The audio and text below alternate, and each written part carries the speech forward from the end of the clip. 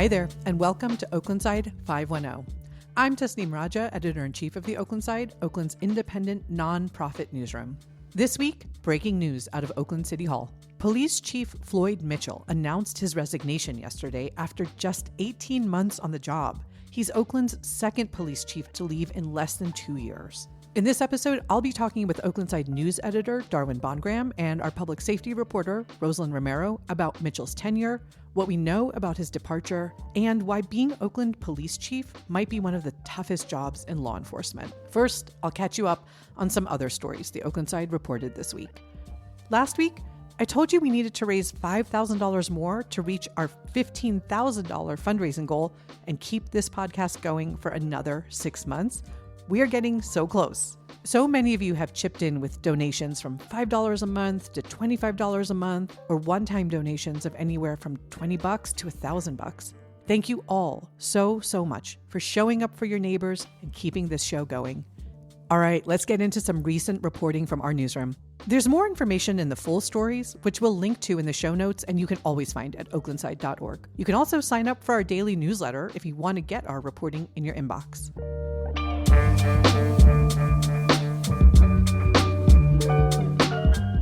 Let's start with one of the most gonzo stories our housing reporter, Natalie Ornstein, has covered this year. It's a profile of a man who runs a business removing squatters from vacant properties using swords, tactical gear, and something he calls melee weapons. This is not a joke. James Jacobs runs a company called ASAP Squatter Removal, and he's built a business out of Oakland's housing crisis. Oakland has over 5,500 people without housing. At the same time, thousands of units sit vacant, sometimes for years, because of abandonment, family disputes, or real estate speculation. Property owners who discover someone living in their building without permission can call the police, but officers often don't come, viewing it as a civil matter. Property owners can file an eviction lawsuit, which can drag on for months and cost thousands of dollars. Or they can call James Jacobs. From fees ranging from a few thousand to tens of thousands of dollars, Jacobs and his team will surveil the property, force out anyone living inside, board up the building, and then make sure the so-called squatters don't return. How does he get away with this? His secret weapon is California's castle doctrine, the law that says you can use force, even deadly force, to defend your own home against intruders. So what Jacobs does is he signs temporary leases with the property owners, turning his team into the legal tenants. Then he enters and confronts anyone living inside as a quote-unquote intruder. He carries swords and tear gas. He has a spear made from blades attached to a titanium golf club. He trains his contractors in what he calls close quarters combat. Natalie confirmed one recent job in West Oakland. A property owner had spent $250,000 renovating a duplex and was ready to list it. Then someone moved into the bottom unit. After calling the police 11 times with no response, the owner said he paid Jacobs over $12,000. Within days, the squatter was out. To Jacobs, his work is righteous, returning stolen property to its rightful owner. He told Natalie he'd rather make a squatter homeless than see a landlord lose property. Housing advocates see something different. They see Jacobs' company as a symptom of a system where property is treated as an investment rather than as the shelter people need to survive. One attorney told her, "These vigilante businesses exist because people hoard land and housing, creating housing scarcity that forces desperate people to try to live in places where they have no legal right." The story captures the collision in Oakland between property rights and housing rights, between what's legal and what's just. I highly recommend you check out Natalie's story in full at oaklandside.org. She worked on it for months, and it is a wild, wild ride. Okay, story number 2 is from our City Hall reporter, Eli Wolf. This one shows how Oakland's progressive values sometimes crash into practical reality. The city of Oakland wants to hire a company to provide asphalt for paving roads. Seems simple, right? But that company won't comply with Oakland's sanctuary city laws. Okay, so some years ago, during the first Trump administration, Oakland passed laws saying the city wouldn't contract with companies that work with federal immigration agencies or help build Trump's border wall. So the company the city now wants to hire, it's a North Carolina company called Martin Marietta Materials, refuses to comply with those rules. According to city staff, the company's CEO has talked publicly about getting contracts to build Trump's border wall. So why is the city considering this company at all? Oakland needs asphalt to fill potholes and pave streets. And according to city transportation officials, there are no reasonable alternatives. Martin Marietta has a facility in Berkeley, and the next closest company is in Martinez, too far away for work crews to travel back and forth efficiently. In Eli's story, one council member summed up the dilemma perfectly, saying, quote, "I feel a little conflicted, but we definitely need to fill the potholes," unquote. We'll see what happens, and Eli will keep you in the loop. Okay, here's another story we reported this week. It's an ethics case involving an Oakland school board director who faces potentially massive fines for failing to file campaign finance reports. Okay, so if you run for office and raise money, you have to report where that money came from and where it went. These aren't optional requirements. Mike Hutchinson is a member of the Oakland School Board and a former board vice president. But before he won, he lost twice. And he never filed the required campaign forms for his failed 2016 race, showing who donated to his campaign and what he spent the money on. Ashley McBride, our education reporter, found that even after being contacted repeatedly over the years, even after being issued subpoenas, even after a judge ordered him to comply and levied sanctions, Hutchinson still didn't produce the records. Now the city's ethics commission has found probable cause for 19 violations, and Hutchinson could face fines up to $5,000 per violation. So we're talking up to $95,000 total. When Ashley reached Mike Hutchinson for comment, he told her he was surprised the case was still ongoing and said he'd reach out to the commission to sort it out. This case now goes to an administrative hearing. Our last headline story is about a big vision for Oakland's future. Our road safety reporter, Jose Fermoso, reports that the city's Bicyclist and Pedestrian Advisory Commission has proposed an ambitious network of car-free, tree-lined greenways that would connect neighborhoods across Oakland. So imagine paths like the East Bay Greenway or Mandela Parkway, but expanded citywide. Every neighborhood in Oakland would be within a half a mile of this network. The Bike and Pedestrian Advisory Commission argues that Oakland is perfectly positioned for this. We have mild weather year-round. Much of the city is flat. Most trips that people make are relatively short. The proposal was submitted as part of a review process for Oakland's latest general plan update. This is the blueprint for how the city will develop over the next 20 years. Is this realistic given Oakland's budget crisis? Maybe not right now, but the commission is thinking long-term about how to finance this. They also stress the need to prioritize communities where low-income residents and people of color have been historically underserved by infrastructure investment. As Jose reports, advocates say this is the kind of transformative thinking that Oakland needs. Not just fixing potholes and managing decline, but imagining a fundamentally different future, a greener, more connected, more walkable city. Okay, that's it for headlines. We'll link to all of this reporting in the show notes, and you can always find our reporting at oaklandside.org. Sign up for our daily newsletter if you want to get these stories in your inbox.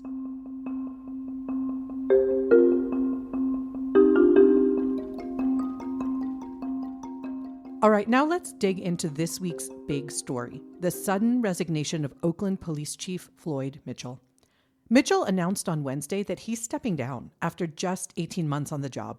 He's the second police chief to leave Oakland in less than 2 years, and if you look at the last decade, the turnover has been even more dramatic. I'm joined by two of my colleagues, Darwin BondGraham, our news editor, who has covered Oakland policing for over a decade, and Roselyn Romero, our public safety reporter, who's been tracking Chief Mitchell's tenure closely. Darwin, Roselyn, thanks for being here. Hey. Thanks for having us. Okay, Darwin, to start us off, can you just explain what a police chief does and what does it mean to be the police chief in Oakland? Yeah, being a police chief in a major city in the United States today is a big job. It's like half political and half administrative. Police chiefs, right, they set the policy for the department. They have to coordinate with city administration, the mayor, the council, other elected officials.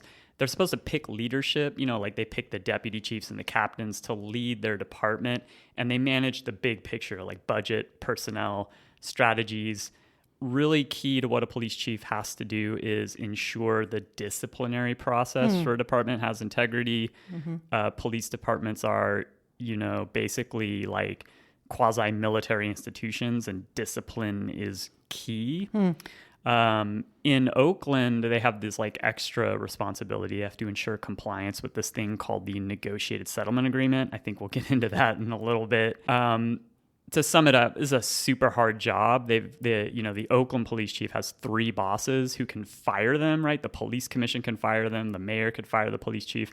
And this court monitor, again, we'll get into that in a little bit, but the court monitor can fire the police chief here. And then they've got other bosses who make extremely big demands on them, including the city council and members of the public. Got it. Thank you, Darwin.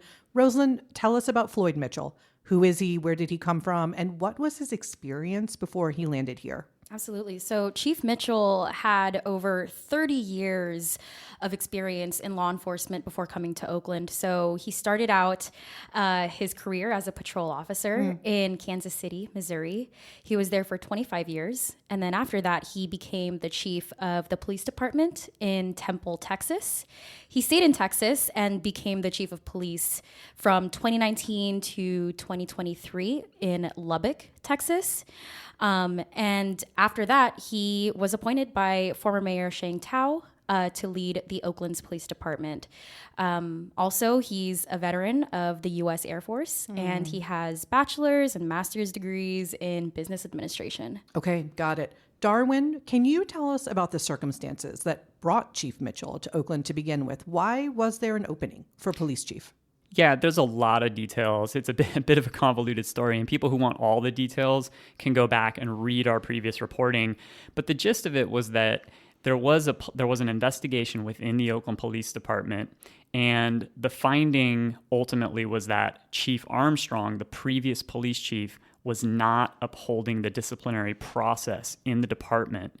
And so that concern then led to a scenario in which newly elected Mayor Sheng Tao fired him.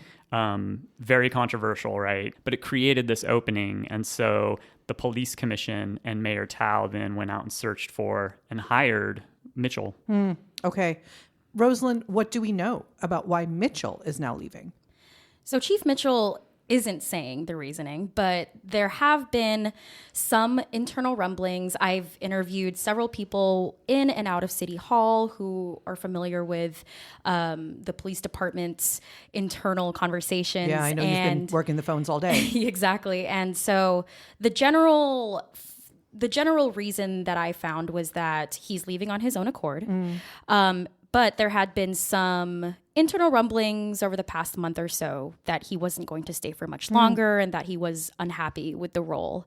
Part of it could have been the nature of the job. You know, as Darwin mentioned earlier, the chief has to report to the mayor, the police commission, the federal monitor, and other leaders in a way that he might not have had to do at other police departments. And also an added layer of that is there is a lot of civilian oversight of the police department here in Oakland, and the chief has been outspoken during many police commission meetings where he would say that the disciplinary process would sometimes make it difficult for officers to do their job. Okay, we'll definitely get more into some of those oversight layers, but I want to stay focused on Chief Mitchell for a second here. Just 18 months as police chief. In that short time, what was he focused on, Roselyn? What did he accomplish? So crime actually fell in Oakland by a lot.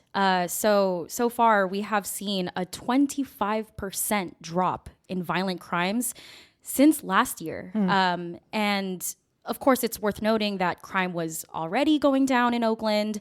And Oakland, of course, has been following this national trend in declining violence. Yeah.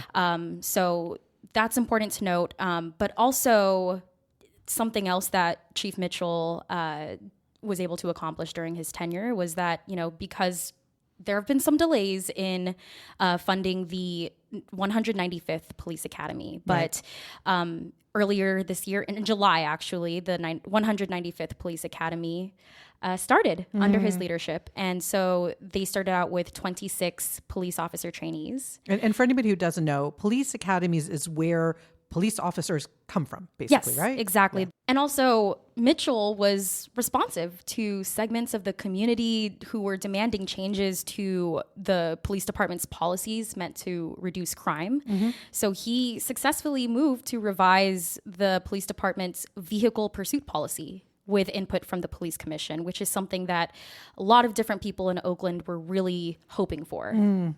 Yeah, Roselyn, you're touching on this aspect of community engagement. I remember when he first came in, this is something he talked about a lot. What did you see from him in terms of community engagement? Yeah, so one example that comes to mind right away is National Night Out. I saw that, Chief Mitchell had attended, I want to say, at least 6 or 7 National Night Out parties. So he was in the community. Yeah. Community members I spoke to said that they had invited him and were expecting him to stop by, even if it was just for a few minutes. So he has really been on the ground trying to get to know the Oakland community. Mm-hmm. What do we know about how the rank and file in OPD felt about Mitchell? Was he well liked in the department? So I don't really have a good answer for that. The general sense that I got from his discussions during police commission meetings was, he would really vigorously defend his police officers when the topic of discipline would come up. But in general, we don't know much about how rank and file officers felt about him. Okay, Darwin, like Roselyn was saying, we know Mitchell is from Kansas City originally. Most recently, he was working in Lubbock, Texas. He had no prior connection to Oakland. In your reporting, how important is it for an Oakland police chief to be, quote unquote, of Oakland? I'm just wondering, he was an outsider. Does that outsider status maybe help explain some of the challenges he faced here? Yeah, when you talk to Oaklanders about this, their opinion is that it makes all the world difference that someone be from Oakland and understand Oakland. But when you actually look at the history of police chiefs and their performance and tenure in Oakland, it's a total mixed bag. OPD's last 2 homegrown chiefs, Laron Armstrong and Sean Wint, they were both drummed out of the department basically during these major kind of scandal periods and these big political battles. Outsiders, some of them haven't fared much better either. Kirkpatrick, who was, here before Laron Armstrong was hired, she was fired by the police commission and the mayor, who sort of cited they said it was for no cause, but people we talked to after, said it was for having lost trust with the community. And I really don't know that being from Oakland is an advantage. It's certainly not a disadvantage. Sort of on the same point, Roselyn, I want to go back to something you were talking about a few minutes ago. Mitchell, we know, was quite vocal about officer morale and what he called the, quote, weaponization of the disciplinary process. Can you say more about that? Absolutely. So when there is a civilian complaint against a police officer, or even if there is some sort of investigation into how an officer complied with department policy, there are multiple layers of review. The officer has to make a report, and then there has to be their supervisor or someone above them. Because of that extra layer of bureaucracy, which is what Chief Mitchell has described it as before, he has felt that made officers hesitant or wary to do their jobs because they feared the long and arduous disciplinary process. I want to get to some of these layers of oversight that we've been hinting at throughout this conversation. So I want to start with federal oversight. For anybody who doesn't know much about the fact that the Oakland Police Department is under federal oversight, Darwin, just what's the 101 on how we got here and what that means? Back in the year 2000, a group of officers rampaged through West Oakland for the summer, beat up a bunch of people, planted drugs on them, lied. It became a huge scandal called the Riders. The city and the police department was sued in federal court by 119 individuals who were victims of the Riders. And instead of going to trial, because if that had gone to trial, the city could have gone bankrupt through the liability they were facing, the city agreed to reform its police department. And so that reform agreement, called the negotiated settlement agreement, It's still in effect today because OPD has yet to actually complete all of the tasks in it. And like Oakland might be one of the only departments in the country kind of under this system now, especially since the Trump administration has basically said they don't want to do any of these kind of reform agreements anymore. Okay. So what do we know about how Mitchell has felt about that federal oversight? Well, when he's shown up to the court hearings so far that he's been a party to for this case, he's gotten up in front of the judge and he's mostly had to make excuses about why OPD is still not completing these reforms, why it's actually backslid in a few areas, a few key areas, again, having to do with officer discipline and that sort of internal policing of police. And as Roselyn said earlier, he's also talked a lot about, what he views as the weaponization of police misconduct investigations and the disciplinary process. And, the tension there is he's expressing skepticism that that oversight is effective, and he's saying it's harming police morale when the federal judge and the Civilian Police Commission and that process is saying, well, no, this is necessary. This is the last thing you have to complete. Yeah. So huge tension there in terms of like his approach to the negotiated settlement agreement. Okay, thank you, Darwin. That was super helpful. Alongside that federal oversight, we've also been talking about how there's quite a lot of civilian oversight in Oakland. So, Roselyn, can you tell us a little bit more about that? Absolutely. So there is a civilian police commission, and this police commission is made up entirely of volunteers. They're not cops, and they essentially oversee the police department. And these commissioners, over the past couple of months that Chief Mitchell has been attending police commission meetings, they have disagreed outright with the characterization of oversight and review as a hindrance to policing. I spoke to the chair of the police commission earlier today, Ricardo Garcia Acosta, and he told me, he talks to the police chief and police officers quite frequently, and he reminds them that he's not the boogeyman. He's there to help the police department succeed, and he wants to see them succeed. But of course, there are some tensions with the need to reform the police department and the need to also allow officers to do their jobs and to enforce the law. Those tensions from that rhetoric probably really escalated and may have contributed to Chief Mitchell's resignation. Okay, speaking of leadership transitions, Barbara Lee, let's just remind ourselves, is only 5 months into her tenure as Oakland mayor. What does it mean for the mayor that the police chief just resigned? That's a great question. I think that this will just destabilize city leadership for quite some time. I mean, Chief Mitchell's last day is December 5th, but over the next few weeks, he is going to be working with Mayor Lee, the city administrator, Justin Johnson, and the police commission to identify an interim police chief. And then, of course, over the next couple of weeks and months, we're going to have to see, well, is this interim chief going to remain permanent? Yeah. So there's a lot of uncertainty, a lot of instability right now, and a lot of unknowns. And yeah, as you said, Mayor Lee has to navigate through that just 5 months into her term. We've had 9 or 10 different police chiefs in as many years, depending on how you look at it. I know sometimes, some folks were interim, some people were reappointed. I mean, this is a mess. What are you guys going to be reporting on next?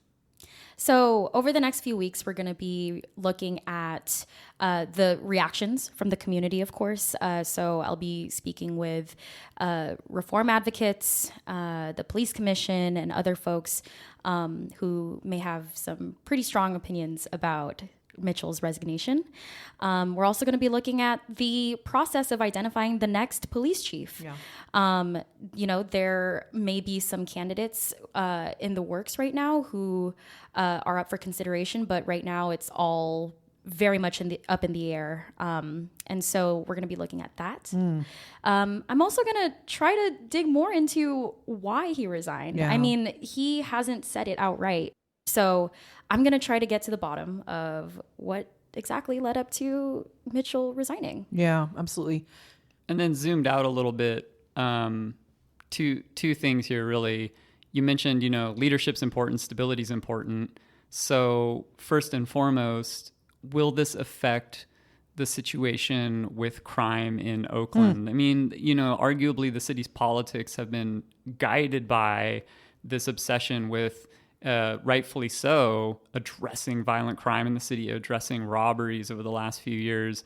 Does the police chief, who was only here, barely any time at all, now leaving, does that destabilize the department? Does that hinder their ability to respond to crime? And then secondly, the negotiated settlement agreement, the department is slipping, and the police chief is key. That's a key role. One of the main things they have to do is bring about compliance with the constitutional policing blueprint in that plan.